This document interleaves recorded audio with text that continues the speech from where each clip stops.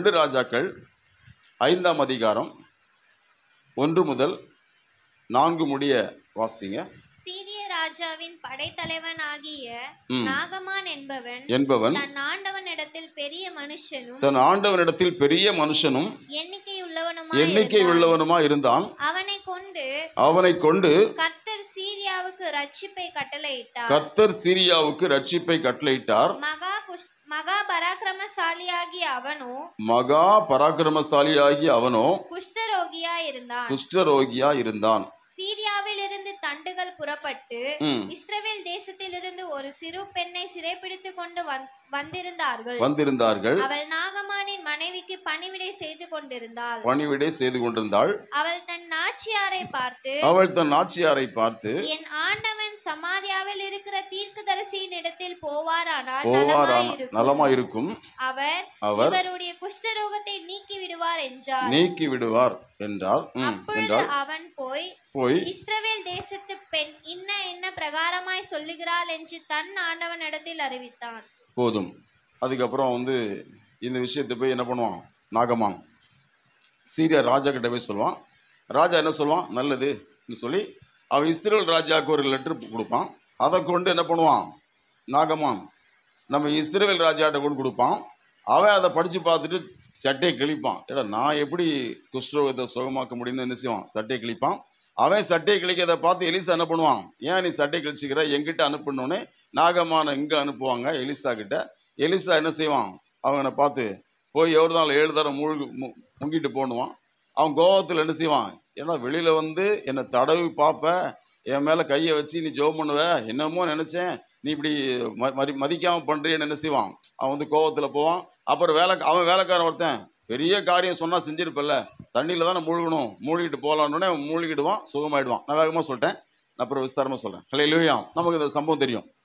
விஷயம் என்னென்னா, இந்த சிறு பெண்ணை குறித்து தான் நம்ம பார்க்குறோம். இவள் யார், சிறு பெண். நீங்கள் அந்த முதல் வசனத்தில் பாருங்கள். முதல் வசனத்தில் என்ன வாசிக்கிறோம், கர்த்தர் நாகமானை கொண்டு கர்த்தர் சீரியாவுக்கு ரட்சிப்பை யாரை கொண்டு கட்டளையிடுறாரு, நாகமானை கொண்டு கட்டளையிடுறாரு. சீரிய தேசம் என்ன தேசம், நமக்கு எதிரான தேசம் இல்லையா. சீரிய தேசத்துல தான் யார் வந்தா, ஆபிரகாம் வந்தான், அங்கிருந்து அழைச்சாரு இல்லையா.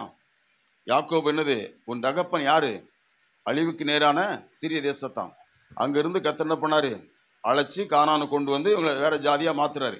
இப்போ கவனிங்க, இப்போ சீரியா எப்போதுமே இஸ்ரவேலோட சண்டை போடும். கர்த்தர் என்ன பண்ணாராம், இஸ்ரவேலுக்கும் யூதாவுக்கும் சீரியாவுக்கும் சண்டை வந்துருச்சு. கர்த்தர் யாருக்கு வெற்றியை கொடுத்தாராம், சீரியாவுக்கு. வித்தியாசம் அல்ல எங்க, இஸ்ரவேலின் தேவன் யாருக்கு வெற்றி கொடுக்கணும், இஸ்ரவேலுக்கு தான் கொடுக்கணும். ஆனால் அவர் யாருக்கு கொடுக்குறாரு, அவங்களுக்கு வெற்றியை கொடுத்தாரு அப்படின்னு பைபிள் சொல்லுது. ஏன்னா இவங்க சரி கிடையாது, இவங்க தேவனை விட்டுட்டாங்க, இவங்க கர்த்தருக்கு பிரியமாக இல்லாதனால தேவன் தன்னுடைய பிள்ளைகளோட எதிரியை வச்சு என்ன செய்கிறாரு, அடக்கிறாரு. அதுக்கு ஒருத்தர் யாரை யூஸ் பண்ணுறாரு, எதிரியில் நாகமானை யூஸ் பண்ணுறாரு. நாகமான் என்ன பண்ணுறாரு, நாகமானை வச்சு தன் ஜனத்தை என்ன பண்ணுறாரு, கீழடக்கிறார். இதை ஒரு முறை ஏசாப்பா எங்கே பேசினார், ஒரு ஜெபாலயத்தில் பேசினார். பேசணுன்னே எல்லாருக்கும் என்ன கேட்டவங்களுக்கு என்ன வந்துருச்சு, ரொம்ப கோபம் வந்துட்டு அவரை கொண்டு ஒரு உயர்ந்த மலையிலேருந்து கீழே தள்ள போனாங்க. அவர் விலகி போயிட்டார். எப்படா சர்ச்சில் என்ன பிரசங்கம் பண்ணுற, நீ என்ன பிரசங்கம் பண்ணுற, நாங்கள் எங்களை கர்த்தர் ஆசீர்வதிச்சார்னு பிரசங்கம் பண்ணுவியா, நீ எலியா இஸ்ரவேல் அநேகம் தீர்க்கதரிசிகள் இருந்தாங்க, அவன் நாகமான இடத்துல போனான்னு இல்லாமல் மற்றபடி அல்லன்னு சொல்லி அவங்கள பெருசாக பேசுகிறேன்னு இவங்களுக்கு என்ன வந்துருச்சு, கோவம் வந்துருச்சு. அது மாதிரி உங்களுக்கு கோவம் வராது இருப்பதாக. ஹல்லேலூயா. ஏன்னா பைபிள் என்ன சொல்லுதுங்க, கர்த்தர் தன் ஜனத்தை என்ன பண்ணாராம், சீரியா தேசத்துக்கு ஒப்பு கொடுத்துட்டாரு. அந்த படைத்தலைவனை அங்க இருக்கிற ஒரு நாகமானை கொண்டு அதை செஞ்சாரு. இப்போ இங்க இருந்து சிறை பிடிச்சிட்டு போனாங்கல்ல, சிறை பிடிச்சிட்டு போகும்போது யாரை எடுத்துட்டு கூட்டு போயிட்டாங்க, ஒரு சிறு பெண்ணையும் கொண்டு போனாங்க. ஹல்லேலூயா. நிறைய பேரை கொண்டு போயிருக்கலாம் தானே, ஆனா பைபிள் என்ன சொல்லுது, ஒரு சிறு பெண்ணை கொண்டு போனாங்க. அடுத்த வசனம் வாசிங்க. சீரியாவில் இருந்து தண்டுகள் புறப்பட்டு இஸ்ரவேல் தேசத்திலிருந்து ஒரு சிறு பெண்ணை சிறைப்பிடித்துக் கொண்டு வந்திருந்தார்கள். அவள் நாகமானின் மனைவிக்கு பணிவிடை செய்து கொண்டிருந்தாள். வாசிக்கிறோம். என்ன பண்ணா, நாகமானுடைய மனைவிக்கு பணிவிடை செய்யற. அப்போ என்ன பண்ணிட்டான், சிறைப்பிடிச்சிட்டு வந்து தான் வீட்டில் என்ன பண்ணிட்டாங்க, வேலைக்கு வச்சிருக்கான். தன்னுடைய வீட்டில் என்ன பண்றான், வேலைக்கு வச்சிருக்கிறான், பணிவிடை செஞ்சுட்டு இருக்கான். இப்போ நான் வந்து இந்த பெண் வந்து தேவன் வந்து இவளை என்ன பண்றாரு, பிரிச்சிட்டாரு. அப்படிதானே? நான் பைபிள் என்ன சொல்லுது, நாகமானுக்கு வந்து வெற்றியை சீரியா தேசத்துக்கு வெற்றியை கொடுத்தது கர்த்தர்னா, இவளை பிரிச்சது யார் தான், கர்த்தர் தான் தானே. இவளை தேவன் என்ன பண்ணிட்டாருங்க, தன் தேசத்தை விட்டு பிரிச்சுட்டாரு, ஒப்பு கொடுத்துட்டாரு. ஏன்னா பைபிள் என்ன சொல்லுது, சீரியாவுக்கு வெற்றியை கொடுத்தார் அப்படி. அப்போ இவளை தேவனை பிரிச்சுட்டாவா. பிரிஞ்சுட்டா இவ செஞ்ச பாவத்தினால பிரிஞ்சா நான் சொல்ல, அவர் நோக்கத்துக்கு பிரிஞ்சுட்டா. அல்லேலூயா. அவ பிரிஞ்ச உடனே பாருங்க, இவ வந்து அவளை வந்து தேவன் அங்க போனாலும் என்ன பண்ணல, அங்க போயிட்டு அந்த படை தலைவனையே மாத்திடுறா. அல்லேலூயா. அந்த படை தலைவனே மண்ணை கவுறான். வந்து ரெண்டு பொதி என்ன பண்ணிட்டு என்ன அழுட்டு போறான், மண்ணல்ட்டு போறான். நான் இனிமே இஸ்ரவேலுடைய தேவன் தான் தேவன், வேற தேவன் நான் ஆராதிக்க மாட்டேன், இதுதான் உலகத்திலே கடவுள்னு சொல்லி இஸ்ரவேல் வந்து என்ன பண்றான், அவன் வந்து மண்ணை கவுறான். ஹல்லேலூயா. இஸ்ரவேல் வந்து என்ன பண்றாங்க, தேவனுக்கு சரண் அடைகிறான். இனிமே வேற தெய்வத்தை ஆராதிக்க மாட்டேன்னு சொல்லி அவன் ரட்சிக்கப்படுறான். இந்த பெண் வந்து தன்னை சிறைப்பிடித்தவனை விடுவிக்கிறான். ஹல்லேலூயா. ஒரு பெரிய காரியம் செஞ்சா. இவா சாதாரணமான ஆள் கிடையாது. பாருங்க, இவளை ஏன் பிரிக்க முடியல, இவளை வந்து சீரியா தேசத்தில் கொண்டு வச்சா கூட தேவன் விட்டு பிரிக்க முடியல. அதுக்கு 7 காரணங்கள் நான் சொல்ல முடியும். ஹல்லேலூயா. முதலாவதாக 2வது வசனம் சொல்லுது, இவள் பணிவிடை செய்தாள். பொதுவாக வந்து ஒரு வீட்டில் வேலைக்கு வச்சா என்ன சொல்லுவாங்க, அந்த பொண்ணு அந்த வீட்டில் என்ன பண்ணுது, வேலை பார்க்குது அப்படிதானே சொல்லுவாங்க, வேலை பார்க்குன்னு சொல்லுவாங்க. ஆனால் அந்த வசனம் எப்படி சொல்லுது, இவளை பற்றி சொல்லும்போது என்ன சொல்லுது, பணிவிடை செய்தாள். இந்த பணிவிடை அப்படிங்கிற வார்த்தைக்கு என்ன அர்த்தம் தெரியுமா? பணிவிடைனா கோயிலில் வந்து பணிவிடை செய்கிறாங்க சொல்லுவாங்க, இல்லை ஒரு அறநிலை ஒரு தொண்டு நிறுவனத்தில் அவங்க என்ன பணிவிடை செய்கிறாங்க தான் பேசுவாங்க. தகப்பனுக்கு பிள்ளை என்ன செய்யும், பணிவிடை செய்யும். பணிவிடைனாலே கூப்பிட்ட குரலுக்கு ஓடோடி வருதுன்னு ஒரு பணிவிடை, சேவை, உதவி செய்கிறது, அதான் வந்து பணிவிடை. அப்போ இந்த பெண் வந்து என்ன ஒரு ஆவியில் இருக்கிறா, ஒரு பணிவிடை ஆவியில தான் அங்கே இருக்கிறாவா. அவளுக்கு என்ன இல்லை, ஒரு வேலை செய்கிறவங்கிற சிந்தையில் என்ன பண்ணல, அங்கே செய்யலை. அவள் வந்து இன்னும் சொல்லப்போனா சத்துருக்களை நேசிக்கிறவள் தான் இவா. ஹல்லேலூயா. ஒருத்தர் மேலே நமக்கு அன்பு இருந்தால் தான் நாம் அவங்களுக்கு பணிவிடை செய்வோம். வேலை யாருக்கு வேணால் செய்யலாம், நம்ம ஒருத்தர் மேலே அன்பு இல்லாமல் அவங்களுக்கு வேலை செய்யலாம். நான் சொல்ல புரியுதா? ஆனால் பணிவிடை எப்படி தான் செய்ய முடியும், அவங்க மேலே நமக்கு அன்பு இருந்தால் தான் என்ன செய்ய முடியும், பணிவிடை செய்ய முடியும். ஏசப்பா சொன்னார் இல்லையா, மத்தேயு சுவிசேஷம் 5:44 உங்கள் சத்துருக்களை சிநேகியுங்கள் சொன்னார் இல்லையா.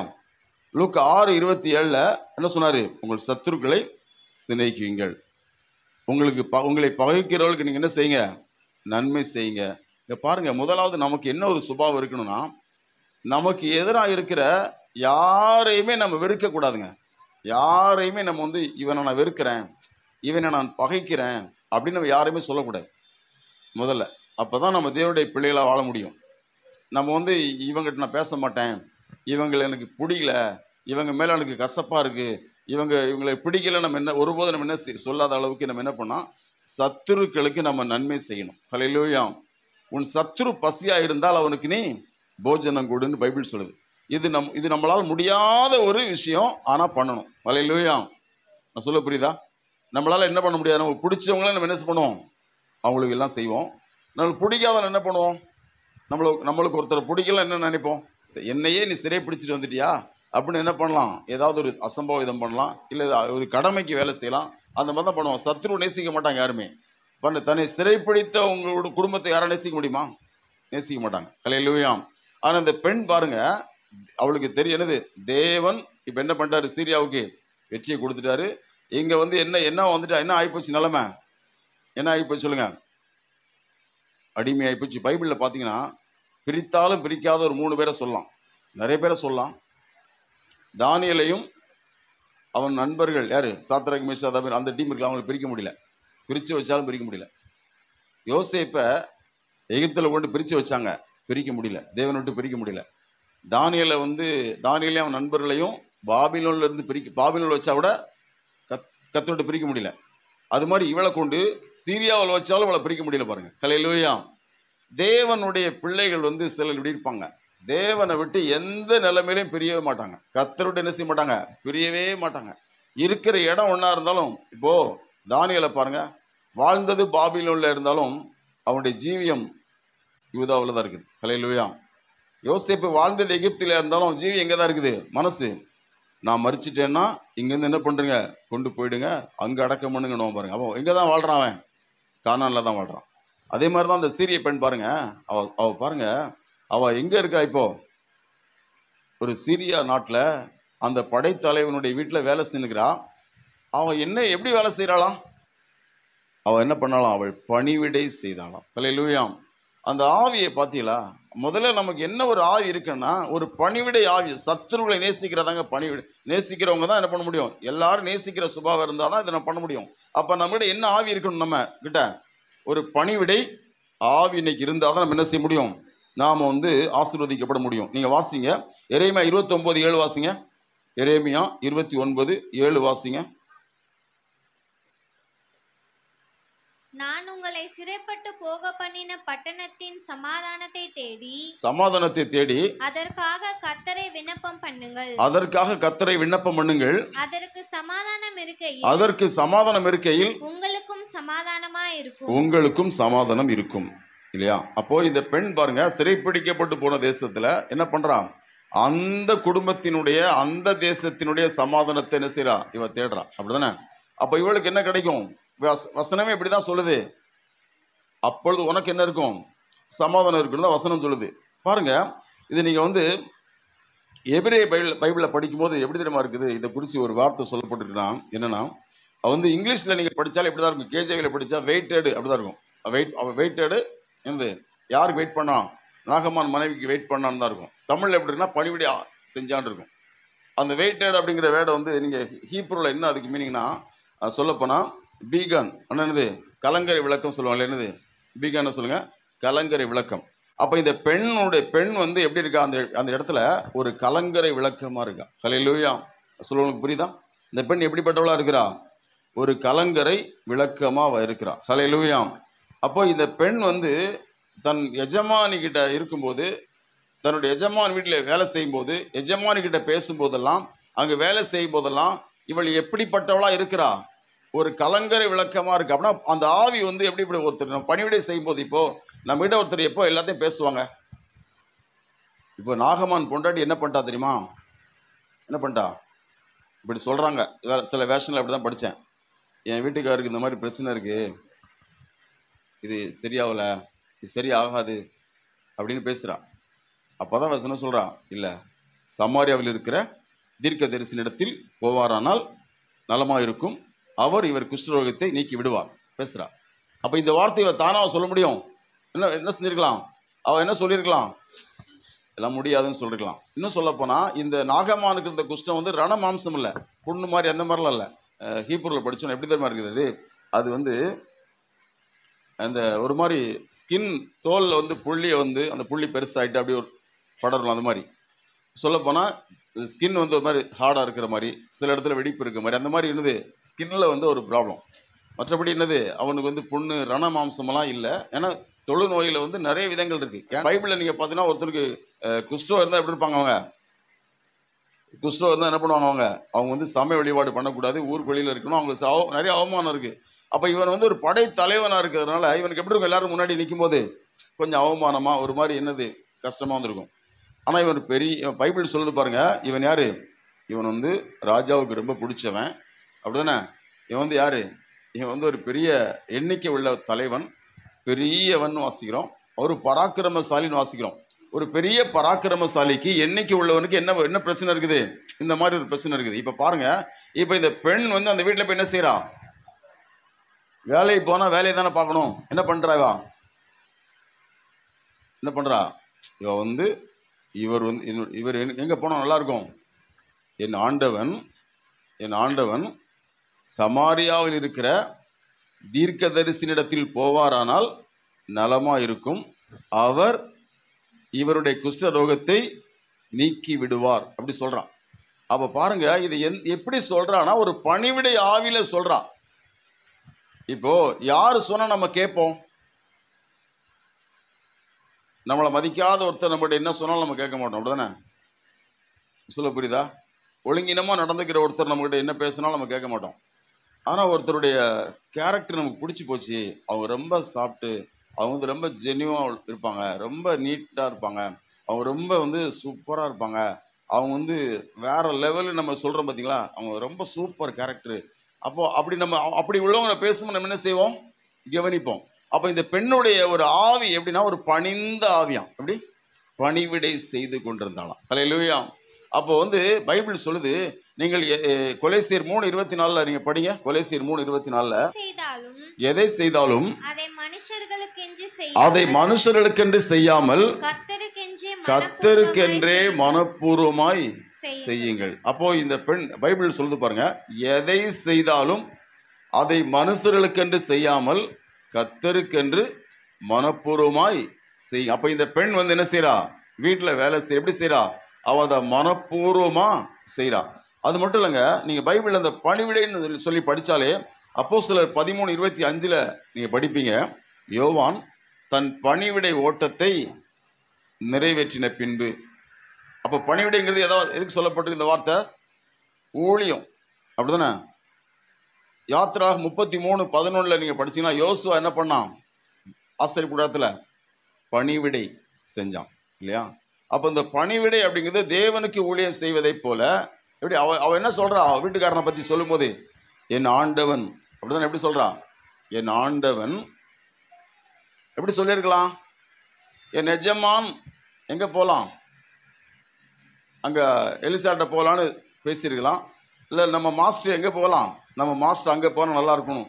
அந்த பேச்சில் என்ன இருக்கு? ஒரு பணி இருக்கா இல்லையா? என்னுடைய ஆண்டவன் சமாரியாவில் இருக்கிற தீர்க்க தரிசனிடத்தில் போவாரானால் நலமா இருக்கும். ஹல்லேலூயா. அப்ப இவருடைய இந்த பணிவிடை ஆவிதாங்க தேவன். அவன் எங்க போய் இருந்தாலும் என்ன செய்ய முடியல, அவளை வந்து இப்போ தேவன் விட்டு பிரிக்க முடியல. ஏன்னா அவன் என்ன ஆவியில் இருக்கிறான்? ஒரு பணிவிடை ஆவியில் இருக்கிறான். வேகம் நம்ம போகலாம். ரெண்டாவது நீங்க பாத்தீங்கன்னா 3வது வசனம் வாசிங்க. வசனம் 3 வாசிங்க. 5. அவள் தன் நாச்சியாரை பார்த்து, என் ஆண்டவன் சமாரியாவில் இருக்கிற தீர்க்கதரிசியின் இடத்தில் போவாரானால் நலமா இருக்கும். போதும் பாருங்க. ரெண்டாவது வந்து அந்த தன் நாச்சியாரை பார்த்து என் ஆண்டவன் இந்த மாதிரி பேசுறா. ரெண்டாவது என்ன விஷயம்னா, இப்போ ஒரு வேலை பார்க்குற ஒரு பொண்ணு தன்னுடைய எஜமானி கிட்ட ஒன்று பேசுனா அவங்க கேட்பாங்களா? இது வந்து சாதாரண விஷயம் இல்லை. இவனுடைய குஷ்டரோகன் போக வேண்டிய விஷயம். இவங்களுக்கு ஒரு பெரிய இஷ்யூ அது. இது வந்து எந்த நாட்டுக்கு போக சொல்றா? ஏறக்குறைய 571 கிலோமீட்டர் இருக்கு. அவ்வளோ கிலோமீட்டர் தூரம் இருக்கு. பக்கத்துல இல்லை, இந்த பக்கத்துல ஊர்ல போய் இந்த டாக்டரை பாருங்கன்னு சொல்ல. எங்க போக சொல்றா? எங்க சொல்றா சொல்லுங்க? ஏறக்குறைய 571 கிலோமீட்டர் இருக்கிற ஒரு இடத்துல கார்ல போனா எவ்வளவு? ஒரு 7-7.5 மணி நேரம் ஆகும். காரில் இருந்தால் நம்ம பைபாஸ் மாதிரி போனான், குதிரையில் போனாங்க, அப்படிதானே? எப்படி போனாங்க சொன்னாங்க? வாசிங்களேன், நீங்கள் கீழே வாசிங்க, அங்கே இருக்கும் பாருங்க. அப்படியே நாகமான் தன் குதிரைகளோடும் தன் ரதத்தோடும் வந்து எலிசாவின் வாசற்படியிலே நின்றான். போதும். அப்போ என்ன பண்ணுறான்? அவன் குதிரையில் போகிறான் தானே, தூரம் தான், எப்படினாலும் தூரம். அங்கே போக சொல்கிறான். அதுவும் எப்படி இடத்துக்கு போக சொல்கிறான்னா, இவங்களுடைய எதிரிகிட்ட போக சொல்கிறான். இஸ்ரவேல் தேசமே யார் மேலே கோபத்தில் இருக்குது? சீரியா மேலே கோபத்தில் இருக்குது. சீரியாவுடைய எதிரி நாடு தான் இஸ்ரவேல் தேசம். அங்கே போய் என்ன பண்ணும்? அந்த இஸ்ரவேலுடைய தலைநகர் தான் சமாரியா, கேபிட்டல் சிட்டி. சரியா? யூதாவின் தலைநகர் எருசலேம், இஸ்ரவேலின் தலைநகர் சமாரியா. சொல்ல புரியுதா? இப்போ சமாரியாவில் யார் இருக்கா? எலிசா தீர்க்கதரிசி இருக்காரு. அப்போ எதிரி நாட்டுக்கிட்ட போய் பாரு, அவ்வளோ தூரமா நீ போ அப்படி சொல்றான். இப்படி ஒரு வேலைக்கார பொண்ணு சொல்லும் போது யாராவது கேட்பாங்களா? கொஞ்சம் யோசிங்களேன். கேட்க மாட்டாங்க. ஏன்னா பைபிள் இப்படி சொல்லுது பாருங்க. நீதிமொழிகள் 22:29 வாசிங்க. தன் வேலையில் ஜாக்கிரதையா இருக்கிறவனை நீ கண்டாயானால் அவன் நீசருக்கு முன்பாக நில்லாமல் ராஜாக்களுக்கு முன்பாக நிற்பான். இந்த பெண் வந்து தன் வேலையில் எப்படி இருக்கலாம்? ஜாக்கிரதையா இருக்கா. நீதிமொழிகள் 14:35 வாசிங்க. நீதிமொழிகள் 14:35. ராஜாவின் தயை விவேகமுள்ள பணிவிடைக்காரன் மேல் இருக்கும். விவேகமுள்ள பணிவிடைக்காரன் மேல். அப்ப வந்து வேலையில் ரொம்ப ஜாக்கிரதையா இருக்கிறா, அப்புறம் ரொம்ப விவேகமா இருக்கா. இன்னும் சொல்ல போனா நீதிமொழி 13:16 வாசிங்க. நீதிமொழிகள் 13:16. விவேகியானவன் அறிவோடு நடந்து கொள்கிறான். அப்ப பாருங்களேன், இந்த பெண் வந்து ரொம்ப அறிவா நடந்துக்கிறான் நான் சொல்லுவேன். ஹல்லேலூயா. எப்படி நடந்துக்கிறா? இவ வந்து ஒரு விவேகி. இவ யார் சொல்லுங்க? இவள் பணிந்த ஆவி உள்ளவள் மாத்திரமல்ல, எப்படிப்பட்டவா? ரொம்ப விவேகமானவா, ரொம்ப அறிவானவா, ரொம்ப ஜாக்கிரதையானவா. இது எல்லாமே ஒரே மாதிரி தான். ரொம்ப ஜாக்கிரதையா, ரொம்ப விவேகமா, ஒரே வார்த்தையில சொன்னா அறிவா நடந்துக்கிறா. எப்படி நடந்துக்கிறா? விவேகியா எப்படி நடந்துக்கிறான்? ஏன்னா யாருக்கு தான் தன்னுடைய ராஜாவின் தயவு கிடைக்கும் சொல்லுங்க? ஒருத்தன் வந்து ரொம்ப ஜாக்கிரதையா இருக்கிறான் அந்த வேலையில். அவன் எங்க போய் நிற்பானா? நீசருக்கு முன்னாடி நிற்க மாட்டான், ராஜாக்களுக்கு முன்னாடி நிற்பான். பைபிள் சொல்லுது ஒழுங்கா வேலை செய்யறவங்க. அப்புறம் பைபிள் சொல்லுது பாருங்க, ராஜாவின் தயை யார் மேல இருக்குமா? ஒரு ராஜா யாரு மேல தயவு செய்வா? யார் தன்னோட வேலைக்காரல யார் ரொம்ப யார் வந்து நல்லா வேலை செய்யறானோ, விவேகமா இருக்கணும், அவன் மேல என்ன இருக்கும்? தயவு இருக்கும். அப்ப இந்த நாகமானுக்கும் அவன் மனைவிக்கும் யாரு மேல தயவு இருக்குது? இங்க பாருங்களேன், யோசேப்பு கொண்டு போத்திபார் வச்சாச்சு.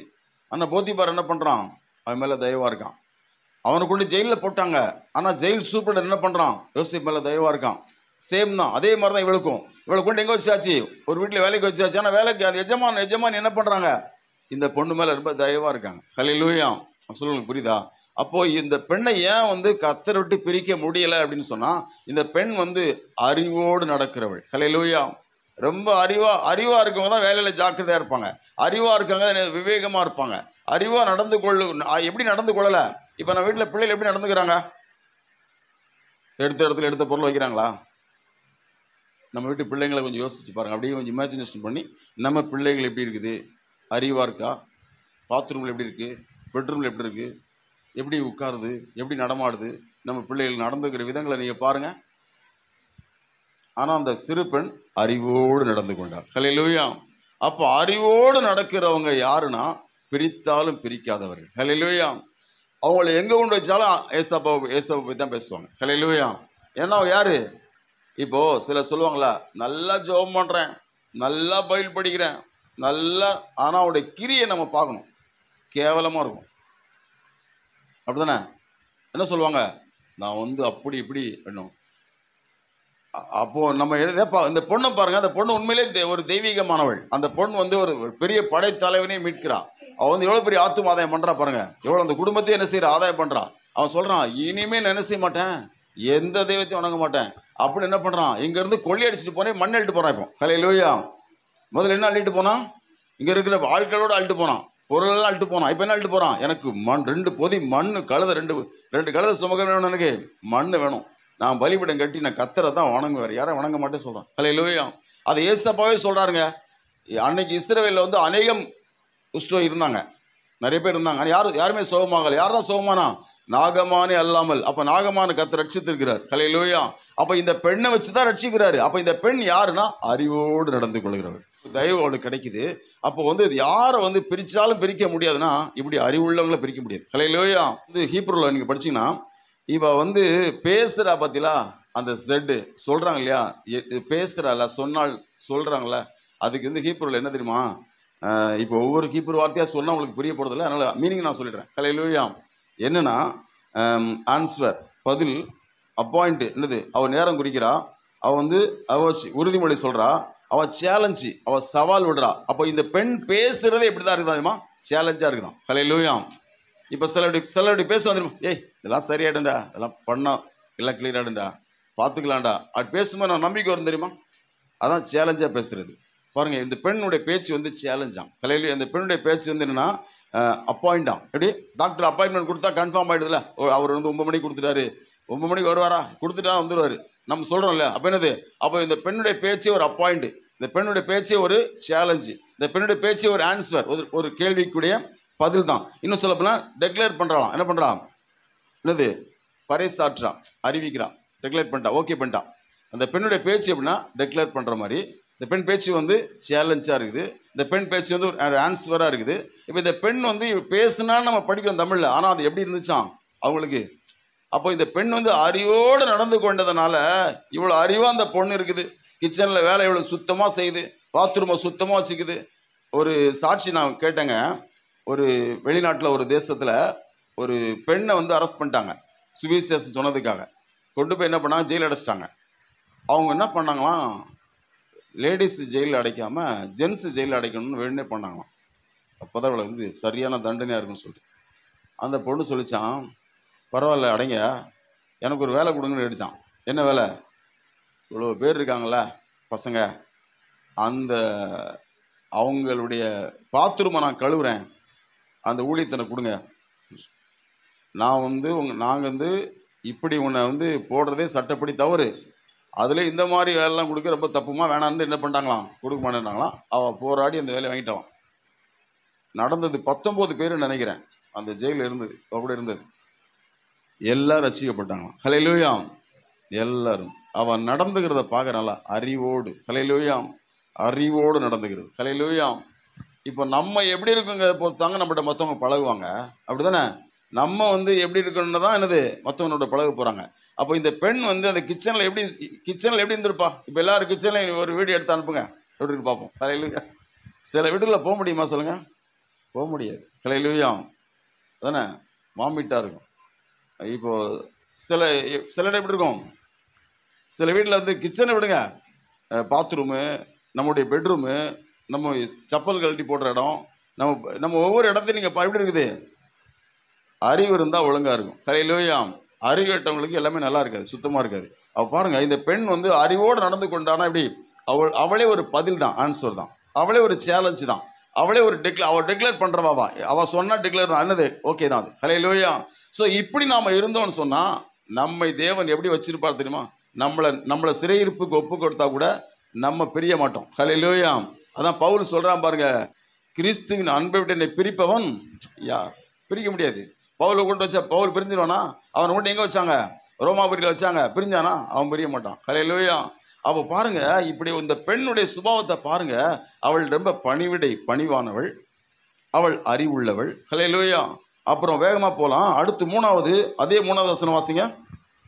அவள் தன் நாச்சியாரை பார்த்து என் ஆண்டவன் சமாரியாவில் இருக்கிற தீர்க்கதரிசியின் இடத்தில் போவாரானால் நலமாயிருக்கும், அவர் இவருடைய குஷ்டரோகத்தை நீக்கி விடுவார். பாருங்க, மூணாவது என்னன்னா, சமாரியாவில் இருக்கிற தீர்க்கதரிசின்னு சொல்றா. அதான் மூணாவது காரியம். என்ன சொல்றா, மூணாவது சமாரியாவில் இருக்கிற தீர்க்கதரிசியின் இடத்தில் போவாரானால். பாருங்க, இந்த பெண் வந்து எப்படிப்பட்டவளா இருக்கிறா அப்படின்னு சொன்னா பாருங்க, எலிசா விட்டு அவளை கொண்டு போயிடலாம் நினைக்கிறா. எங்க கொண்டு போன நினைக்கிறா, எலிசா கிட்ட இவளை என்ன பண்ணும், கொண்டு போகணும். நான் ஒன்று கேட்குறேன், என்னைக்காவது எலிசா வந்து ஒரு குஷ்டரோகியை சுகமாக்கி இருக்க, இதுக்கு முன்னாடி சுகமாக்கி இருக்கிறாரா, அப்படி கேள்விப்பட்டிருக்கோமா? நடந்ததே கிடையாது. எலிசா இதுக்கு முன்னாடி வேற அற்புதங்கள் பண்ணியிருக்கிறாரு. என்ன அற்புதம் பண்ணலை, சுகமாக்கலாம் செய்யலை. இது வரைக்கும் யாரையும் என்ன செய்யலை, குஷ்டரோகத்திலும் சுகமாக்குன மாதிரி இல்லை. ஆனால் இவன் என்ன சொல்றா, அங்கே போனால் சுகமாகிடும். சரி, எங்கே போகணும், சமாரியாவில் இருக்கிற தீர்க்கதரிசினிடத்தில் போகணும். இங்கே ஒரு ஆழமான சத்தியம் இருக்கு. சிலர் என்ன பண்ணுவாங்கன்னா, பாஸ்டர் நம்புவாங்க. கூட போன வாரம் நரேஷ் பொண்ணுக்கு ஒரு பிரச்சனை, சின்ன பொண்ணுக்கு நைட்டு 10:15 ஃபோன் பண்ணாங்க. எப்படின்னா, திடீர்னு கண்ணெல்லாம் அப்படியே நின்றுச்சு, உதடெல்லாம் வெள்ளையாச்சு, அப்படியே ஒரு மாதிரி ஆயிடுச்சு. 10:45க்கு ஃபோன் வந்துச்சு. அப்புறம் நான் ஜோம் பண்ண பிறகு விடிய காலம் மறுபடியும் 4 மணிக்கு ஏதோ சின்ன பிரச்சனை வந்திருக்கு, அப்படி உறங்கிச்சு போல். அப்புறம் பகலில் குளிக்க வைக்கும்போது தலையில் ஷாம்பு போடும்போது அப்படி கை காலெலாம் எடுத்துகிட்டு போயிடுச்சு, அப்படியே கண்ணெல்லாம் அப்படி நின்றுச்சு, உதடு அப்படி வெள்ளையாயிடுச்சு. எனக்கு ஃபோன் பண்ணோன்னே எனக்கு பயமாயிடுச்சு. என்னடா இது இப்படி ஆகுதுன்னா, அந்த ஜோம் பண்ணு நல்லா ஆகுது, மறுபடியும் வருது. எனக்கு எப்படின்னா 2 விஷயம். ஒன்று, பிசாசாக இருந்தால் பிரச்சனை இல்லை, ஜோம் பண்ண போயிடுவான், நமக்கு ஏசு அபிஷேகம் கொடுத்துருக்காரு, அது வேலை செய்யும். வியாதியாக இருந்துன்னா டாக்டர் பார்க்கணும். அப்போ நான் ஜோம் பண்ணோன்னே எனக்கு ஆண்டு உணர்த்துறாரு, வியாதிலாம் கிடையாது, வியாதியாக இருந்தால் ஒரு முறை கான்சன்ட்ரேஷன் வந்து மாறும்போது அப்படி தான் நிற்கும். மூளையில் பிரச்சனை வந்தால் டக்குனு ரிக்கவர் ஆகாது. என்ன செய்யும், அப்படி ஒரு மாதிரி கோமா ஸ்டேஜ் போயிடுவாங்க. ஆனால் இது வந்து ரிக்கவர் ஆகுதில்ல, ஜெபம் பண்ணால் ரிக்கவர் ஆகுதில்ல, ஜெபம் பண்ணால் சரியாகுதில்ல. அப்போ இது பிள்ளைக்கு காய்ச்சல் அடிக்கான்னு கேட்டேன், காய்ச்சலும் இல்லைல்ல. அப்போ காய்ச்சலும் இல்லை, மறுபடி நல்லா உடம்பு கூல் ஆகுது. அப்போ எனக்கு புரிஞ்சிச்சு இது என்னதான், பிசாசு தான். உடனே ஒரு நல்லா ஜெபம் பண்ணிட்டு, எஸ்அப்பா ஒரு கோவத்தில் ஜெபம் பண்ணேன், பிசாசு மேலே கோவத்தில், பிசாசுன்னு நேரில் போய் ஜெபம் பண்ண போயிட்டேன். நேரில் போய் ஜெபம் பண்ணேன். அப்புறம் இது வரைக்கும் வரல. ஹல்லேலூயா. அவங்க என்னை நம்புகிறாங்கல்ல, அது சொல்ல வரேன். இப்போது அது மாதிரி தான் நம்ம கோபாலம் பிரதர் கூட அவங்க அப்பா கேன்சர் ஹாஸ்பிட்டல் அட்மிட் பண்ணும்போது அவருக்கு விசுவாசம். சரி, பாஸ்டர் வந்து வேலூரில் போய் ஜெபம் பண்ணார், சரியாயிடுச்சு. அப்போ நம்ம அப்பாவுக்கு ஜெபம் பண்ணால் சரியாயிடுமானா, சரியாயிடுச்சுல, ஃபோன்லேயே சரியாயிடுச்சு. அப்போ இவங்கெல்லாம் வந்து நான் பரிசுத்தன்னு சத்தியமாக சொல்ல, ஹல்லேலூயா, அவங்க நம்புகிறாங்க. ஹல்லேலூயா. அப்போ இது மாதிரி ஊழியக்காரங்களை சிலர் நம்பிடுவாங்க. அதனால் கர்த்தர் கிரியை செஞ்சிருவார். ஹல்லேலூயா. இது இந்த பொண்ணுகிட்ட இருக்குது பாருங்க. முன்ன பின்ன எலிசா பார்த்துருப்பாளா? பார்த்துருக்க மாட்டான். எனக்கு தெரிய பார்த்தோமா, சின்ன பொண்ணு, அவள் எப்படி எலிசா போய் பார்த்துருக்க முடியும்? எனக்கு தெரிய சான்ஸ் இல்லை. ஹல்லேலூயா. அவ்வளோ பெரிய ஆள் இல்லையா? எலிசா பார்த்துருக்கிற அளவுக்கு பெரிய ஆள் கிடையாது. அவள் பாருங்க.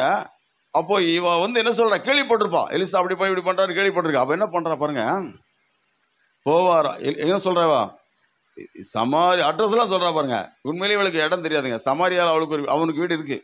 ஆனால் பைபிள் வசனம் இருக்குது. நீங்கள் யோராம் ஒரு ராஜா தேடி வரும்போது கதவை சாத்துங்கன்னு சொல்லுவான். சமாரியாவில் வந்து எலிசாவுக்கு வீடு இருக்குது, அங்கே இருக்கான். இப்போ வேலை விஷயமா எங்கெங்கே போவான் அவன் தானே ஊழியத்துக்கு. ஆனால் இவன் என்ன சொல்கிறா, அங்கே தான் இருக்க மாதிரி பேசினுக்கிறா. சின்ன பொண்ணு இல்லையா? சமாரியாவில் இருக்கிற தீர்க்க தரிசனிடத்தில் போவாரானால். எங்கள் பைபிள் அழகாக சொல்லுது பாருங்க. ஏசப்பா சொல்கிறாரு பாருங்க, மத்தேயு சுவிசேஷம் 10:40 வாசிங்க. உங்களை ஏற்றுக்கொள்ளுகிறவன் என்னை ஏற்றுக்கொள்ளுகிறான். அப்போ எலிசாவை இந்த பொண்ணு ஏற்றுக்கொள்றா. ஆனால் தேவன் எப்படி எடுத்துக்கிறாரு, அவரே ஏற்றுக்கிற மாதிரி எடுத்துக்கிறார். ஹல்லேலூயா. நீங்கள் யோசாபாத் ராஜா குறித்து படிக்கும்போது நீங்கள் ஆகாப் ராஜாவோட யுத்தத்துக்கு போவாங்க தெரியுமா? ஆகாப் ராஜாவும் யோசாபாத்தும் சேர்ந்து யுத்தத்துக்கு போவாங்கல்ல, ராமோத்துக்கு போகும்போது. அப்போ ஆகாப் வந்து 400 தீர்க்கதரிசி அவரை வச்சு தீர்க்கதரிசனம் கேட்பான். ஆனால் யோசாபாத் என்ன சொல்லுவான், இந்த 400 பேரும் சொல்லி அவனுக்கு திருப்தி வரல, கர்த்தருடைய தீர்க்கதரிசி ஒருத்தர் இருக்காங்களான்னு கேட்பான் அதானே. அப்போ கர்த்தருடைய ஊழியக்காரர் நம்புகிற சுபாவம் யாருக்கு இருந்துச்சு? யோசாபாத்துக்கு இருந்துச்சு. ஹல்லேலூயா. அதே போல் இந்த பெண்ணுக்கு என்ன சுபாவம் இருக்குது? ஊழியக்காரங்களை நீங்கள் ஏசாயா 50ஆம் அதிகாரத்தில் கடைசி 2 வசனம் படிச்சிங்கன்னா அங்கே இப்படி போட்டிருக்கோம், உனக்கு வெளிச்சம் இல்லைன்னா, ஒரு காரியத்தை குறித்து ஒரு ஐடியா கிடைக்கல, ஒரு தெளிவு இல்லை, நீ என் ஊழியக்காரன் நம்பு, என் நாமத்துக்காக நம்பு அப்படி சொல்கிறார் ஆண்டவர். நீ அவன் நல்லவனை கேட்டது, ஏன் அவன் என் ஊழியக்காரன் தானே, என் ஊழியக்காரன்ற பேர் வச்சுருக்காங்களா, என்னை நம்பி நீ அவன் பேச்சை கேளு, அல்லாமல் நீயா சொந்தமாக ஒரு காரியம் பண்ணாத அப்படின்னு சொல்லி கர்த்தர் சொல்றாரு. வாசிங்க, அப்போ உங்களுக்கு புரியும். ஏசாயா 50ஆம் அதிகாரம் கடைசி 2 வசனம் வாசிங்க. உங்களில் எவன் கர்த்தருக்கு பயந்து அவருடைய தாசனின் சொல்லை கேட்டு தனக்கு வெளிச்சம் இல்லாததினால் இருளிலே நடக்கிறானோ அவன் கர்த்தருடைய நாமத்தை நம்பி தன் தேவனை சார்ந்து கொள்ள கடவன்.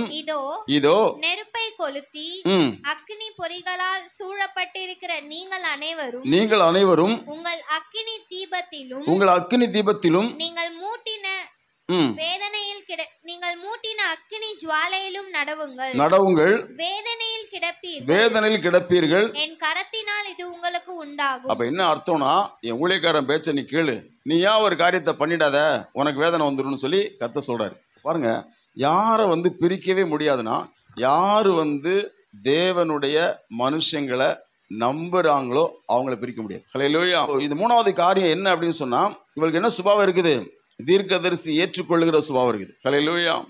அப்ப தீர்க்கதரிசி எப்படி ஏற்றுக்கொள்றான்னா, தேவனுடைய தீர்க்கதரிசி, தேவன் இவர் மூலம் பேசுவாரு, தேவன் வந்து கழுதை கொண்டு கூட பேசுவார். அப்போ இந்த நம்பிக்கைங்கிறது மனுஷன் மேலே வரல, தேவனை நம்பி என்ன பண்ணுறான் அந்த பொண்ணு அப்படி செய்கிறான். ஹல்லேலூயா. 4வது, போவாரானால், எலிசாவிடம் போவாரானால் அந்த வார்த்தை பார்த்தீங்கன்னா, இதுதான் வந்து இங்கிலீஷில் எப்படி இருக்குன்னா வித் த ப்ராப்பர்ட் அப்படி இருக்குது. அது ஹீப்ரூல அப்படி தான் இருக்குது. வித்னா எலிசாவோடு இருப்பாரானால் அப்படி இருக்குது. தமிழில் எப்படி இருக்குது? போவாரானால், எலிசா கிட்ட போவார்னா அப்படின்னு இருக்குது. ஆனால் இங்கிலீஷ்லேயும் ஹீப்ரூல எப்படி தான் இருக்குது, மூலப்பதிப்பிலையும் வித் த ப்ராப்பர்ட் அப்படி தான் இருக்குது. எப்படி? அவரோடு இருப்பாரானால், எலிசாவோடு இருப்பாரானால். இப்போது ஏசப்பா கிட்ட யோவான் 11ஆம் அதிகாரத்தில் மரியாளும் மார்த்தாலும் சொல்லுவாங்க தெரியுமா, நீர் இங்கே இருந்தீர் ஆனால் என் சகோதரர் மறிச்சிருக்க மாட்டான். அதே மாதிரி பேசுகிறா. என்ன சொல்கிறா? ஐவா, இவர் மட்டும் எலிசா இருக்கிற இடத்துல இருந்தாருன்னா சுகமா இருப்பாரு. ஹல்லேலூயா. அப்ப இந்த பெண் வந்து பாத்தீங்கன்னா என்ன சொல்றான்னா, இந்த இந்த நோயை வந்து குணப்படுத்த முடியும் அப்படின்னு நம்புறா. ஹல்லேலூயா. ஒரு சின்ன பெண்ணுக்கு எப்படிங்க இந்த நம்பிக்கை இருக்கும்? சொல்ல புரியுதா? அந்த பெண் நம்புறா பாருங்க. இது வந்து கண்டிப்பா தேவ சமூகத்துல போனா சரியாயிடும். ஹல்லேலூயா. தேவ சமூகத்துல தீர்க்கப்படாத பிரச்சனையே கிடையாது. ஹல்லேலூயா. இந்த பெண் வந்து எப்படிப்பட்டவளா இருக்கான்னா தேவ சமூகத்தை விரும்புறா. என்ன கேட்டா ஹல்லேலூயா. நான் முதல்ல என்ன சொன்னேன்? அவள் ரொம்ப தாழ்மையானவள். ஃபர்ஸ்ட் ரொம்ப பணிந்த ஆவி உள்ளவள். முதல்ல நமக்கு ரொம்ப தாழ்மை இருக்கணும், எல்லாரையும் மதிக்கணும், நேசிக்கணும் முதல்ல. ரெண்டாவது நமக்கு என்ன சுபாவம் இருக்கணும்? ரொம்ப அறிவா ஞானமா ஜாக்கிரதையா நடக்கிற புத்தி நமக்கு இருக்கணும். மூணாவது என்ன சொன்னேன்? தீர்க்கதரிசியை ஏற்றுக்கொள்கிற சுபாவம் நமக்கு இருக்கணும் இல்லையா? நாலாவது வந்து என்னன்னா, தீர்க்கதரிசினா தேவனுடைய மனுஷனை, ஊழியக்காரனை. அப்போ என்னது நாலாவது? என்னது நாலாவது? நம்மக்கிட்ட தேவ சமூகத்தை. நீங்கள் மோசையை வந்து சொல்லுவான் தெரியுமா, நீ உங்களுடைய சமூகம் என்னோடு வராமல் போனால் என்ன அனுப்பாதீங்கன்னு சொல்லுவான். அப்போது தாவீதோட 27ஆம் சங்கீதத்தில் சொல்லுவான், தேவனுடைய ஆலயத்தில் தங்கியிருப்பதையே நாடுவேன்னு 27ஆம் சங்கீதத்தில் 1 முதல் 4 வரைக்கும் நீங்கள் குறிச்சிங்க, அங்கே படிப்பீங்க. தேவ சமூகத்தை ரொம்ப தாவீது விரும்புவான் இல்லையா? சங்கீதம் 16:8 பாருங்க, கர்த்தரை முன்பாக நிறுத்தி நோக்கி கொண்டிருக்கிறேன்னு சொல்லுவான். அப்போ தேவ சமூகம் அப்படி 139ஆம் சங்கீதத்தில் பாருங்கன்னது, எங்கே நான் போவேன். ஹல்லேலூயா. அப்போ தேவ சமூகம் அப்படிங்கிறது எப்படின்னா, தேவனுக்கு முன்னாடி இருக்கிறது தான் தேவ சமூகம். தேவ சமூகம் அவருக்கு முகத்துக்கு முன்னாடி. அப்போ எலிசாவுக்கு முன்னாடி இவனை கொண்டு வைக்கணும். நீங்கள் பைபிளில் பார்த்தீங்கன்னா ஒரு 4 திமிர்வாதக்காரங்க என்ன பண்ணுவாங்க? தூக்கிட்டு போய் இயேசுக்கு முன்னாடி வைப்பாங்க. அப்போ இது ஒரு விசுவாசம், இது ஒரு விருப்பம். என்ன விருப்பம்னா, அவருக்கு முன்னாடி கொண்டு வச்சிடணும். இது எல்லாரும் விரும்புவாங்க. நம்ம எல்லாருக்கும் அந்த எண்ணம் வரும், தன்னாலே வரும் வராதா? அன்னைக்கு ஜாய்ஸ் கூட சொன்னாங்க, ஐயா நாங்கள் சர்ச்சுக்கு வந்துடுறோம். ஏன்னா அது நமக்கு ஒரு பயம் வரும்போது நமக்கு என்ன தோணும்? சர்ச்சுக்கு போயிடலாம், வீட்டில் இருக்க வேணாம், சர்ச்சுக்கு போயிடலாம். அது நல்ல விருப்பம். ஹல்லேலூயா. நான் சொல்ல புரியுதா உங்களுக்கு? யாருக்கும் அந்த என்ன வரும்? கடைசி நமக்கு என்ன தோணும்? எப்பா இது சரி வராது, நம்ம எங்கே போயிடலாம்? சர்ச்சுக்கு போயிடலாம், சர்ச்சில் போய் இருந்துடலாம். அப்போ சர்ச்சில் போய் இருந்துட்டா வீட்டில் இருந்த மாதிரி சர்ச்சில் வந்து என்னது? அவன் என்ன நம்பிக்கை? நம்ம நம்பிக்கை விசுவாசத்தை எப்பவுமே கர்த்தர் கனம் பண்ணுவாருங்க. சர்ச்சும் வீடு ஒன்று தான், இது பில்டிங் தான், அது பில்டிங் தான். ஆனால் நம்ம விசுவாசத்தை எப்பவுமே கர்த்தர் எப்படி கனம் பண்ணுவார்? அப்போ நம்ம தேவனுக்கு முன்னாடி போகும்போது நமக்கு சரியாயிடும். அப்போ பாருங்க, இந்த எலிசாவுக்கு முன்னாடி கொண்டு யாரை வைக்கணும்னு விரும்புகிறா? நம்ம இந்த சிறு பெண் நாகமான கொண்டு அவனுக்கு முன்னாடி வச்சுட்டோன்னா வித் ப்ராப்பர்ட் அவருக்கு முன்னாடி அவர் கூட இருந்தான்னா சரியாயிடும், அவரோட இருந்தால் சரியாயிடும். அப்போ பாருங்கள், உங்களுக்கும் ஏதாவது பிரச்சனை வந்தால் என்ன தோணுவீங்க? அப்படிலாம் நம்ம சபையில் நடந்திருக்கு, பேர் சொல்ல விரும்பலை. பிரச்சனை வந்தால் என்ன பண்ணுவீங்க? என் கூட வந்து உட்காந்துருக்கீங்க, நீங்கள் வீட்டில் உட்காந்துருக்கீங்க, சர்ச்சில் உட்காந்துருக்கீங்க, அதெல்லாம் ஒரு காலம். ஹல்லேலூயா. பிரியமானவர்களே, அப்போ வந்து இந்த சுபாவம் யாருக்கு இருக்குது? இந்த பெண்ணுக்கு என்ன இருக்குது? இவர் அங்கே போவாரானால். ஹல்லேலூயா. அப்போ தேவ சமூகத்தை யார் விரும்புகிறாங்களோ அவங்கள பிரிக்கவே முடியாது. ஹல்லேலூயா. கர்த்தரை விட்டு பிரிக்கவே முடியாது. ஹல்லேலூயா. தேவ சமூகத்தை எப்பவுமே நம்ம என்ன செய்யணும்? இதுவே தேவ சமூகத்தை நாடுற யாக்கோபேனும் சந்ததி, அவர் சமூகத்தை நம்ம எப்பவுமே நம்ம என்ன விரும்பணும் சொல்லுங்க? அவர் சமூகத்தில் இருக்கணும், அவருக்கு முன்னாடி இருக்கணும். மோசே மாதிரி நம்ம என்ன பண்ணுங்க, நீ என் கூட வரலன்னா நான் போக மாட்டேன். ஏன்னா அவர் பிரிக்க நினைக்கல. அவர் என்ன பண்றாரு? அந்த பொண்ணை அங்கே கொண்டு வச்சு ஒரு பெரிய ரட்சிப்பை கட்டளையிடுகிறார். ஹல்லேலூயா. ஒரு முகாந்திரம் இருக்கு. தாவீது வந்து அங்கே போனதற்கு போர்க்களத்தில் போய் என்ன சொல்றான்? நான் சும்மா வரல, ஒரு முகாந்திரம் இருக்கு. அப்போ நம்முடைய வாழ்க்கையில நம்ம என்ன நடந்தாலும் என்ன சொல்லுவோமே, சும்மா நடக்கல, ஒரு முகாந்திரம் இருக்குன்னு நம்ம சொல்றோம் இல்லையா? அப்போ யார் தான் அப்படி சொல்லுவா? தேவனுடைய சமூகத்தை விரும்புகிறவங்க மட்டும்தான் அப்படி சொல்லுவாங்க. ஹல்லேலூயா. அவ பாருங்க, அவரிடத்துல சுகம் பெற முடியும்னு என்ன செய்யறா? விசுவாசிக்கிறா. தீர்க்கதரிசிக்கு முன்னாடி இருந்தால் சுகம் கிடைக்கும்னு என்ன பண்றா? இவ விசுவாசிக்கிறாள். ஹல்லேலூயா. அப்போ நமக்கு அந்த விசுவாசம் இருக்குதா? உண்மை சொல்லப்போனா நாகமானுக்கோ அல்லது அந்த சீரிய ராஜாவுக்கோ நம்பிக்கை இல்லை, அப்படிதானே? அவன் என்ன நினைச்சானா? வாசிங்க அந்த வசனம் 5:9 வாசிங்க. அப்படியே நாகமான், ராஜா வந்து அனுப்பிட்டான் நாகமான்ட்ட வர்றாங்க, அப்படிதானே? சரி, நம்ம எலிசாட்ட வர்றாங்க. அப்படியே நாகமான் தன் குதிரைகளோடும் தன் ரதத்தோடும் வந்து எலிசாவின் வாசற்படியிலே நின்றான். அப்பொழுது எலிசா அவனிடத்தில் ஆள் அனுப்பி நீ போய் யோர்தானில் 7 தரம் ஸ்நானம் பண்ணு, அப்பொழுது உன் மாம்சம் மாறி நீ சுத்தமாவா என்று சொல்ல சொன்னான். இந்த வார்த்தையை பாருங்களேன். எங்க அவன் வந்து கோடிக்கணக்கான அந்த அது எவ்வளோ அவருங்க ஏகப்பட்ட பொண்ணு வெள்ளி வஸ்திரத்தோடு நிறைய காணிக்க கொண்டு வரான். யாரு? நாகமான். குதிரையில் வரான். அவன் ஒரு படைத்தலைவன். அவன் வந்து ஊழியக்காரனை பார்க்க வந்தா எலிசா வந்து வீட்டுக்குள்ள உட்காந்து வெளியே வரல. வீட்டுக்குள்ளே உட்காந்துக்கிட்டு ஒரு ஆள்கிட்ட சொல்லி அனுப்புகிறாரு, அவன் வந்திருக்கான் ஒருத்தன், யோர்தானில் போய்ட்டு 7 தடவை முங்கிட்டு போக சொல்லுன்னு சொல்லி மூஞ்ச பார்க்காம சொல்லிட்டு போய்ட்டு சொல்லி விடுவான். நேரில் விட சொல்ல மாட்டான். கர்த்தருடைய வார்த்தையை நேரில் விட சொல்லாமல் வார்த்தை என்ன பண்ணுறான், ஒருத்தர் சொல்லி போய் சொல்லு. அவன் போய் சொன்ன உடனே நாகமானுக்கு அடுத்த வசனம் வாசிங்க. அதற்கு நாகமான் கடுங்கோபம் கொண்டு புறப்பட்டு போய் அவன் வெளியே வந்து நின்று தன் தேவனாகிய கர்த்தருடைய நாமத்தை தொழுது தன் கையினால் அந்த இடத்தை தடவி இவ்விதமாய் குஷ்டரோகத்தை நீக்கி விடுவான் என்று எனக்குள் நினைத்திருந்தேன். அவன் நினைப்பு எப்படி என்ன நினைச்சுன்னுக்கிறான், அவன் உடம்புல இருக்க குஷ்டரோகத்து மேல கையை வச்சு தடவி கர்த்தருடைய பேரை சொல்லி கூப்பிட்டு தொழுது அப்படியே சுகம் தருவான்னு நினச்சின்னு வந்தானா. அப்போ இவனுக்கு என்ன இல்லை, இப்போ கோபத்தில் போகிறான். அந்த நம்பிக்கை உள்ளவன்னு சொல்ல முடியாது. ராஜாவிட்ட போய் சீரிய ராஜா வந்து யார்கிட்ட அனுப்பணும், யார் சுகம் தருவோ அங்கே அனுப்பணும். ஆனால் அவன் என்ன பண்ணான், இஸ்ரவேல் ராஜாவுக்கு நிருபம் தருகிறேன்னு ராஜாவுக்கு லெட்ரு கொடுக்கான், நான் ஒருத்தர் அனுப்புகிறேன் சுகமாக்கிடுன்னு. நம்ம ஆளுக்கு லெட்ரு கிடச்சோன்னு அவனுக்கு கோவம் வந்துருச்சு, சட்டையை கிழிக்கிறான். டேய் எப்படா ஏன்டா நீ இப்படி பேசுவேன், சண்டைக்கு வரியான்னு என்ன செய்யறான், அவங்க சட்டையை கிழிக்கிறான். இஸ்ரவேல் ராஜாவுக்கு நம்பிக்கை இல்லை, சீரிய ராஜாவுக்கு நம்பிக்கை இல்லை. யாருக்கு நம்பிக்கை இல்லை, நாகமானு கூட இப்போ கோபம் தான் வருது. ஆனால் அந்த சின்ன பொண்ணு எவ்வளோ அழகாக சொன்னா பாருங்க, என்ன சொன்னான், போவார் ஆனால். ஹல்லேலூயா. சொல்கிறா போவார் ஆனால். அப்போ இந்த பெண்ணுடைய ஒரு சுபாவம் என்னன்னா, என்ன பண்ணுறாவா, என்ன சொல்கிறா, தேவ சமூகத்தை என்ன பண்ணுறா, இவ வந்து விரும்புகிறான். தேவ சமூகத்தை என்ன பண்ணுறாங்க, விரும்புகிறான். அது இப்போ பாருங்களேன், சிறைப்பிடிக்கப்பட்டு போன தேசத்தில் விரும்புகிறான், அதான் முக்கியம் இல்லையா. அப்போ தேவ சமூகம் வந்து எப்போதுமே என்ன இருக்குது, நமக்கு சுகம் தருது. நான் வேகமாக அடுத்த காரியத்துக்கு போகலாம். அதே 3வது வசனத்தில் நலமாக இருக்குங்கிற வார்த்தைக்கு நம்ம போகலாம். நலமாக இருக்கும். ஹல்லேலூயா. 5வது நலமாக இருக்கும் சொல்கிறான். இது வந்து எப்படின்னா தன்னுடைய விசுவாசத்தை அவள் காண்பிக்கிறான். அதான் நலமாக இருக்கும்னு அவனுடைய ஸ்டேட்மெண்ட். எப்படி நலமாக இருக்கும். ஹல்லேலூயா. நாகமானுக்கு இல்லாத விசுவாசம், சீரிய ராஜாவுக்கு இல்லாத விசுவாசம், இஸ்ரவேல் ராஜாவுக்கு இல்லாத விசுவாசம் யாருக்கு இருக்குது, இந்த பெண்ணுக்கு இருக்குது. இன்னும் சொல்லப்போனால் தனக்காக விசுவாசிக்கலவா, அவனுக்காக. இப்போ சொல்லப்போனால் இந்த பொண்ணுடைய விசுவாசம் தான் நாகமானுக்கு சுகம் தருது. அப்படி தானே. நீங்கள் பைபிளில் மார்க் 2ஆம் அதிகாரத்தில் ஒரு சம்பவம் என்ன படிச்சிருப்பீங்க. மார்க் 2ஆம் அதிகாரம் 1 முதல் 5 வரைக்கும் நீங்கள் படிச்சிங்கன்னா, ஒரு திமிர்வாதக்காரனை தூக்கிட்டு வருவாங்க. யார்கிட்ட, ஏசப்பாட்ட. அவன் திமிர்வாதக்காரனுக்கு விசுவாசம் இருந்துச்சா இல்லையா, அவனுக்கு விசுவாசம் இருந்த மாதிரி அவனே திமிர்வாதமாக கிடக்குறான். அந்த 4 பேர் விசுவாசத்தை இயேசு கண்டுன்னு வாசிப்போம்.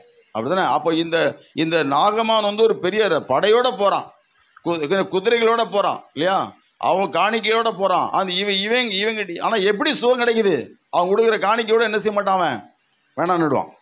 வேணாம் வருந்தி கேட்பான். 2வது தண்ணியில் மூழ்கினோடனே சுகமாயிடும். அந்த கதை நீங்கள் பின்னாடி படிச்சிருப்பீங்கல்ல. எப்படி கோபத்தில் போனோடனே ஒரு வேலைக்காரன் சொல்லுவான் பாருங்க, என்ன சொல்லுவான், அந்த தீர்க்கதரிசி ஒரு பெரிய காரியத்தை சொல்லியிருந்தாருன்னா செஞ்சிருப்பல. தண்ணியில் மூழ்கு தானே சொன்னாரு, மூழ்கு. வாசிங்க அந்த வசனம், அதுக்கு அடுத்து வாசிங்க. அவன் இறங்கி தேவனுடைய மனுஷன் வார்த்தையின்படியே யோர்தானில் 7 தரம் மூழ்கின போது அவன் மாம்சம் ஒரு சிறு பிள்ளையின் மாம்சத்தை போல மாறிடுச்சு. ஹல்லேலூயா. பார்த்தீங்களா, அவன் என்ன பண்ணானா, சிறு பிள்ளை மாதிரி மாறிட்டான். அவன் தோல்லாம் இப்படி ரஃபா இல்லை, டாட்ஸ் இல்லை, வெடிப்பு இல்லை, எப்படி இருக்கு, சூப்பராகிடுச்சு. ஹல்லேலூயா. இப்போ இது யாருடைய விசுவாசத்தில் நடக்குது, இந்த பெண்ணுடைய வார்த்தை தான் அங்கே வேலை செய்யுதுன்னு எனக்கு தோணுது. எப்படின்னா, என்ன சொல்கிறான், நலமாக இருக்கும். ஹல்லேலூயா. என்ன சொல்கிறா, ஒரு பணிந்த ஆவி உள்ளவள், அறிவுள்ளவள், என்னது ஊழியக்காரனை நம்புகிறவா, அவள் வந்து என்ன பண்ணுறா, தேவ சமூகத்தை விரும்புகிறவா. அவள் சொல்கிறா பாருங்க, போ நலமாக இருக்கும், குட், சரியாயிடும். அப்போது இவன் என்ன பண்ணுறான், இதுக்கு எவ்வளோ தடை வருது பார்த்தீங்களா, எவ்வளோ தடை வருது. அவன் கோவம் வருது, அப்படி பண்ணுறான். அப்புறம் ஏதோ ஒருத்தர் சொன்னோன்னே முங்கிட்டான், சரியாயிடுச்சு. ஹல்லேலூயா. 7 தரம் முழுகின பிறகு என்னாச்சு, சரியாயிடுச்சு. அப்போ எலிசா வந்து போகிற போக்கில் என்ன சொல்லிட்டு போன மாதிரி சொல்லிட்டு போகிறான். ஆனால் நடந்துருச்சு. இப்போ என்ன பண்ணுவான், அவன் உடனே ரதத்தை எடுத்துகிட்டு எங்கே வரான், எலிசாட்ட வரான். எலிசாட்ட வந்து என்ன பண்ணுறான், இந்த காணிக்கையை எடுத்து வாங்கிக்கன்னு சொல்லி என்ன பண்ணுறான் கொடுப்பான். ஆனால் எலிசா என்ன பண்ண மாட்டான், அதை தட்டுதல் பண்ணிவிடுவான். நிறைய கொடுப்பாங்க, பவுண்டு கிணறு கொடுக்குறான், கோல்டும் வெள்ளியும் வஸ்திரமும் கொடுப்பான். வேணாம் அப்படி சொல்லிடுவான். இப்போ எவ்வளோ சொன்னாலும் வேணாம் சொல்லிடுவான். இப்போ கவனிங்க, இப்போது இதை வேணாம் சொன்னோடனே எலிசாவுடைய வேலைக்காரன் என்ன பண்ணுவான், பின்னாடி ஓடி போய் ஒரு பொய் சொல்லி வாங்கிடுவான்.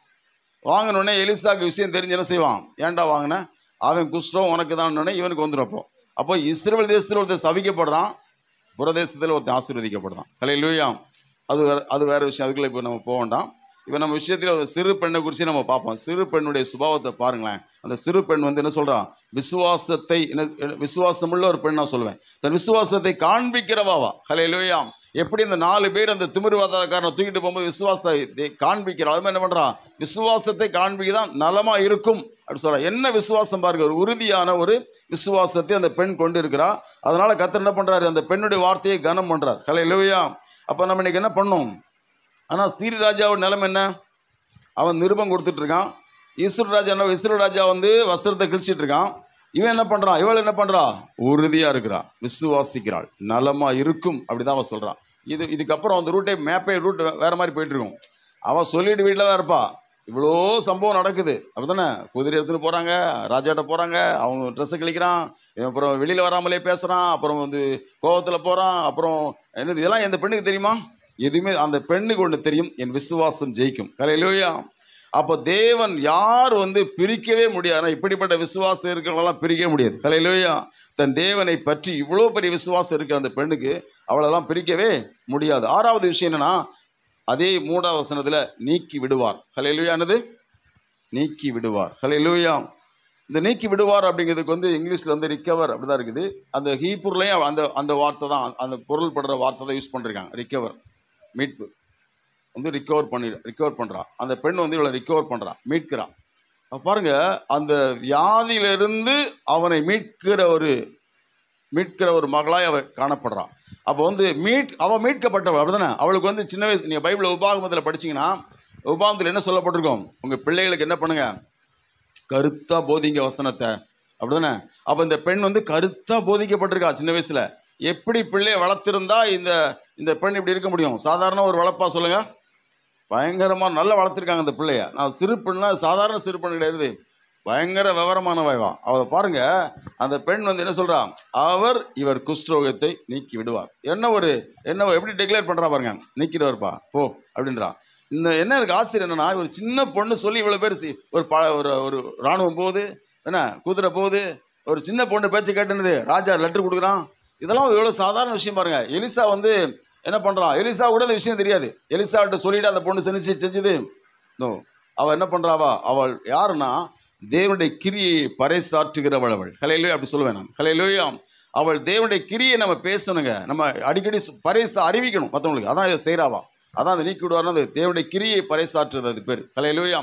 என் தேவன் அதை செய்ய முடியும், என் தேவன் என்னை காப்பாற்ற முடியும், என் தேவன் என்னை விடுவிக்க முடியும், என் தேவன் என்னை உயர்த்த முடியும், என் தேவன் இந்த காரியம் பண்ணுவார், அவர் இந்த வியாதியை குணமாக்குவார். ஹல்லேலூயா. நிச்சயமாக தேவன் செய்வார். ஹல்லேலூயா. நம் தேவனை பற்றி நமக்கு பயங்கர விசுவாசம் இருக்கணும், பயங்கர விசுவாசம் இருக்கணும். ஹல்லேலூயா. பெரிய காரியம் செய்வார். ஹல்லேலூயா. அப்போ இந்த பெண் பாருங்க, அவள் சிறைப்பிடிக்கப்பட்டு வந்திருந்தா கூட உண்மையிலே அவள் சிறைப்பிடிக்கப்பட்டு ஆத்துமாவில் விடுதலையோடு தான் வருகிறாள். ஹல்லேலூயா. ஆத்துமாவில் அவள் எப்படி இருக்காங்க, மீட்கப்பட்டிருந்ததுனால இவன் என்ன பண்ணுறா, அந்த நாகமான இப்போ என்ன பண்ணுறா, ரிக்கவர் பண்ணுறான். விசுவாசு பார்த்தீங்களா, அவன் நினச்சிருப்பான் நம்ம ரொம்ப ஜெயிச்சிட்டோம். ஏன்னா சீரியா தேசத்திலிருந்து தான் ஆபிரகாம தேவன் கொண்டு வந்தார் அப்படிதானே. அந்த சீரியா தேசத்தில் உணர்ந்து ஒருத்தியை வச்சுட்டோம் நம்ம அப்படின்னு நினைக்கலாம் ஒருவேளை. ஏன்னா சீரியா தேசங்கிறது என்னது, இவங்களுடைய ஜென்ம தேசம். ஆனால் அவள் என்ன பண்ணுறா பார்த்தீங்களா, அவள் சாதாரணமான ஆள் இல்லைங்க. அவள் வந்து என்ன பண்ணுறா, போய் மண் அள்ளிட்டு வாடான்னு அனுப்புகிறாங்களே. ஹல்லேலூயா. நான் சொல்லக்கூடியது அவங்களுக்கு என்ன பண்ணா, அவங்க போயிட்டு தொடர்ந்து வாசிங்க நீங்கள் 5ஆம் அதிகாரத்தில் வேகமாக முடிச்சிடலாம். அதற்கு அவள் நான் வாங்குகிறதில்லை என்று கர்த்தருக்கு முன்பாக அவருடைய ஜீவனை கொண்டு சொல்லுகிறேன் என்றான். வாங்க வேண்டும் என்று அவனை வருந்தினாலும் தட்டுதல் பண்ணிவிட்டான். அப்பொழுது நாகமான் ஆனாலும் இரண்டு கோவேறு கழுதைகள் சுமக்கத்தக்க இரண்டு பொதி மண் உமது அடியனுக்கு கட்டளையிட வேண்டும். உமது அடியன் இனி கர்த்தருக்கே அல்லாமல் அந்நிய தேவர்களுக்கு சர்வாங்க தகனத்தையும் பலியையும் செலுத்துவதில்லை. ஒரு காரியத்தையே கர்த்தர் உமது அடியனுக்கு மன்னிப்பாராக. என் ஆண்டவன் பணிந்து கொள்ள ரிம்மோன் கோயிலுக்குள் பிரவேசிக்கும் போது நான் அவருக்கு கைலாகு கொடுத்து ரிம்மோன் கோவிலிலே பணிய வேண்டியதாகும். இப்படி ரிம்மோன் கோவிலில் நான் பணிய வேண்டிய இந்த காரியத்தை கர்த்தர் உமது அடியனுக்கு மன்னிப்பாராக என்றான். ஓகே, அப்போ வந்து ராஜா வந்து அந்த நிம்மோன் கோயில போகும்போது நானும் கூட போக வேண்டியிருக்கும். அவன் வந்து அவனுக்கு வந்து கைலா கொடுக்கும்போது நான் குனிஞ்சு என்ன செய்யணும், கைலா கொடுக்க வேண்டியிருக்குன்னு சொல்லி பேசும்போது சரி விட்டுரு அப்படின்னு என்ன பண்ணுறான், சரி பரவாயில்ல போன்னு சொல்லி அனுப்பிடுறான் எலிசா. அப்போ அவன் என்ன தீர்மானம் பண்ணிட்டான், இனிமேல் நான் என்ன செய்ய மாட்டேன் அவன் கண்டிப்பாக வர தெய்வத்தை ஆராதிச்சிருக்க மாட்டான்னு சொல்லி நம்ம நம்பலாம். ஏன்னா ஏசப்பாவே சொல்கிறார்ல, லூக்கா சுவிசேஷ 4ஆம் அதிகாரத்தில் சொல்கிறார்ல. அப்போ பாருங்கள், அப்போ நம்ம என்ன செய்யணும், இந்த மாதிரி இந்த பெண் எப்படி வந்து இந்த தேவனுடைய கிரியை வந்து பறைசாற்றாலோ அதை நீக்கிடுவார் அப்படின்னு என்ன செய்யறா, அதை அறிவிக்கிறா பாருங்க. அந்த அளவுக்கு இவளுக்கு என்ன இருக்கு, ஒரு ஆவி இருக்கு. அதனால தான் அவளை பிரிக்கவே முடியல. ஹல்லேலூயா. தேவனுடைய கிரியை அவள் நம்புகிறவள் சொல்லப்போனா. கடைசியா பாருங்க அந்த பெண்ணுடைய சுபாவம். 7வது 4வது வசனம் வாசிங்க. 2 ராஜாக்கள் 5:4. அப்பொழுது அவன் போய் இஸ்ரவேல் தேசத்து பெண் இன்ன பிரகாரமாய் சொல்லுகிறாள் என்று தன் ஆண்டவனிடத்தில் அறிவித்தான்.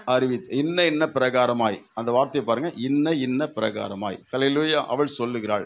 அப்போ இது எப்படி சொல்ல முடியும்னா, நீதிமொழி 16:13 வாசிங்க.